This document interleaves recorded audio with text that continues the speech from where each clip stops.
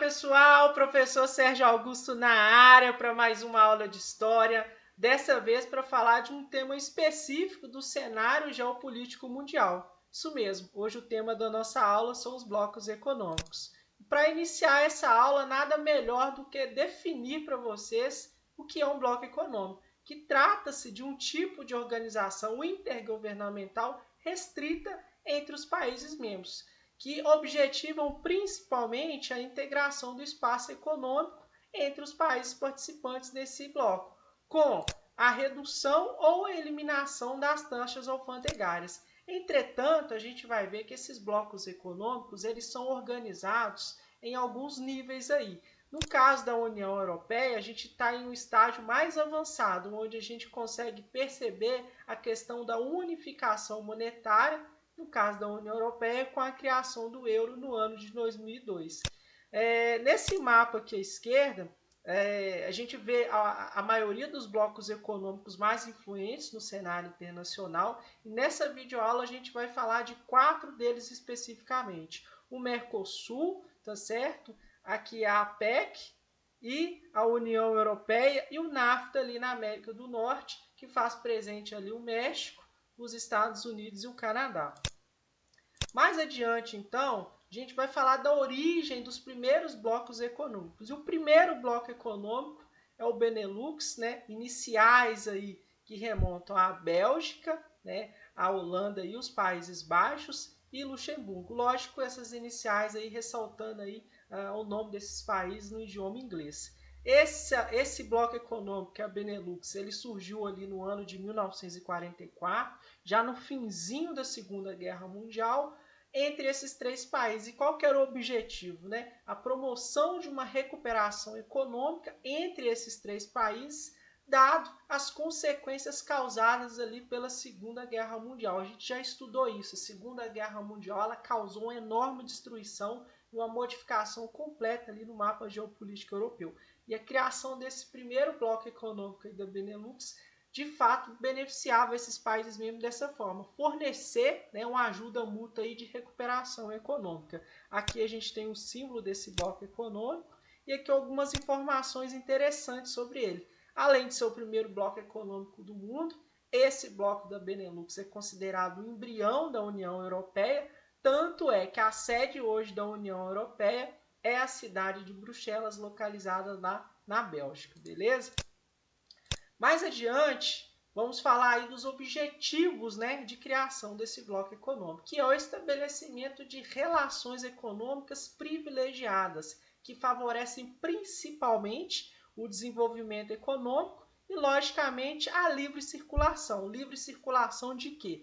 Pessoas, mercadorias, capital e serviços. Além disso, a gente tem a redução ou a isenção das taxas alfandegárias, uma ampliação do mercado consumidor e a promoção de uma estabilidade política. Entretanto, a gente vê algumas desvantagens também, como a perda de soberania, né, de uma potência hegemônica ali naquela região. Então, quando ela se agrupa ali e se constitui num bloco econômico, há essa integração econômica, enfim, e ali ela acaba perdendo um pouco a sua hegemonia. E para o produtor nacional, ele se vê numa concorrência muito mais acirrada. Porque agora os serviços, os produtos, né, eles estão integrados entre os países membros ali e ele vai ter que evoluir e se desenvolver cada vez mais para conseguir prestar um serviço ou um produto de qualidade para que essa empresa não entre em crise, tá certo? Então, há uma desvantagem para o produtor comercial que é essa concorrência aí, tá certo? Para o consumidor, tudo de bom, beleza? Mais adiante, a gente vai falar então dos tipos de bloco econômico. Esses blocos, né, como eu falei, a maioria deles aí vai surgir aí no cenário multipolar, né, que se desenvolveu aí pós-Guerra Fria, que é a nova ordem mundial, com o objetivo de ampliar o comércio externo através da diminuição ou eliminação das barreiras alfandegárias aí. Então esses blocos econômicos, né, eles vão deixar para trás aí a ordem bipolar, que era caracterizada pelo cenário da Guerra Fria até o ano de 1991, colocando fim, né, a hegemonia dos Estados Unidos e União Soviética. Então esses blocos eles começam a emergir, né? A gente viu que o primeiro ali em 1944, mas a maioria dos outros blocos surge aí num cenário pós Guerra Fria. Então, no cenário da nova ordem mundial, ou seja, no mundo globalizado. Aqui a gente consegue perceber os tipos de blocos econômicos, né, e os seus níveis de integração, tá certo? O nível mínimo e o nível máximo. Eu citei 3 referenciais aqui, tem mais, mas eu coloquei aqui 3 porque eu vou falar do NAFTA, do Mercosul e da União Europeia. E aí eu vou falar um pouquinho de como que se organiza esses 3 níveis de integração aqui. Então a área de zona de livre comércio, por exemplo, que é característico da NAFTA, que é o México, Estados Unidos e Canadá, ocorre somente a redução e eles estão caminhando para a eliminação das taxas alfandegárias. Então não tem a livre circulação de pessoas, tá certo? A gente sabe que ali entre esses 3 países só a questão de produtos e serviços. Já a União Aduaneira é o bloco que o Brasil faz parte aqui, que é o Mercosul. Então, além de ter essa livre redução aí, né, e esse livre comércio aí, com a redução ou eliminação das taxas alfandegárias, tem a TEC, que é a Tarifa Externa Comum. O que é isso? Entre os países membros, eles fecharam um acordo que se algum país externo for querer fazer comércio com um desses países, eles têm uma taxa para cobrar alfandegária aí, por exemplo, 10%. Por que essa taxa ela é fixada aí pelos países dentro do bloco? Por exemplo, se a China quer fazer um comércio com o Brasil cobra uma tarifa externa de 10% e a Argentina cobra de 5%. Consequentemente, a China vai preferir fazer comércio com a Argentina, que é 5% do produto dela entrar. Então, a China chega com o produto dela na Argentina e como a Argentina e o Brasil faz parte do Mercosul, esse produto sai da Argentina e consegue chegar no Brasil de graça. Então, para não ocorrer esse tipo de preferência entre os países do bloco, essa taxa externa ela é comum para todos os outros aí, beleza? É uma forma de blindar a economia desses estados membros aí dentro desse bloco econômico. Já a união monetária é o estágio mais elevado que a gente tem, então ocorre tudo isso que eu falei aqui da zona de livre comércio, da união aduaneira, né?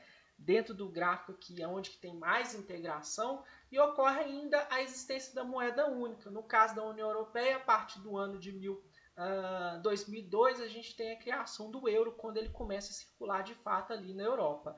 Então isso facilita muito. Então no caso do Mercosul, a gente tem a Argentina, a gente tem o Uruguai, enfim, cada país tem a sua moeda, então ainda tem essa dificuldade do câmbio, tá certo? No caso da União Europeia, eles conseguiram ali chegar no estágio de unificação monetária. Então, além da livre circulação de pessoas, produtos, capital, serviços, a existência de uma moeda única facilita demais tudo isso e fica muito mais integrado. Então, esse é o estágio mais elevado de integração de um bloco econômico que a gente tem hoje. Beleza? Aqui os principais blocos econômicos e a gente vai falar de 4 principais deles nesse momento agora. Tá? Então, aqui o Mercosul, né, o primeiro deles, que é o que a gente faz parte, criado ali em 91. Nome oficial Mercado Comum do Sul, abriga os países membros aqui, Brasil, Paraguai, Uruguai, Argentina e Venezuela, que entrou no ano de 2012. Ainda tem alguns países associados, Bolívia e Chile em 96, Peru em 2003, Equador e Colômbia no ano de 2004 e tem o México ainda como um país observador. Aqui o mapinha aqui que exemplifica tudo isso que eu falei para vocês. A PEC, né, criada ali em 1989, Cooperação Econômica Ásia e Pacífico, né, integrada ali por vários países daquela região, e o objetivo principal do bloco, né, é reduzir as taxas e barreiras alfandegárias nessa região Pacífico-Ásia, com a sua plena instalação até o ano de 2020, que é esse ano que a gente está. Beleza? Esse é o grande propósito desse bloco. O NAFTA, como eu falei, está no estágio ainda bem inicial, né? É só um acordo de livre comércio, então a circulação de produtos, principalmente, mas de pessoas ainda ela não existe, tá? Dado que, né, do Canadá para você ir para os Estados Unidos, ok, mas do México para ir para os Estados Unidos você já já tem ali uma imposição, a pessoa precisa de um visto, enfim. Então é só uma zona de livre comércio, tá? E o objetivo principal do bloco é eliminar de fato todas essas barreiras alfandegárias aí com o passar do tempo. Mas eles têm uma redução muito interessante. E o estágio mais avançado é a União Europeia, criada ali em 93, né? É o embrião ali, né, do bloco Benelux, criado ali em 1944, tá certo? Que abrange vários países aqui, com destaque que o Reino Unido está de saída, né? Ficar atento a isso aí, o Reino Unido está de saída da União Europeia e é o bloco que atingiu o maior nível de integração, que é a União Monetária, em 2002, quando o euro começou a circular ali, beleza? É isso que eu queria falar para vocês. Espero que essa aula tenha ajudado os seus conhecimentos e até a próxima aula. Um grande abraço.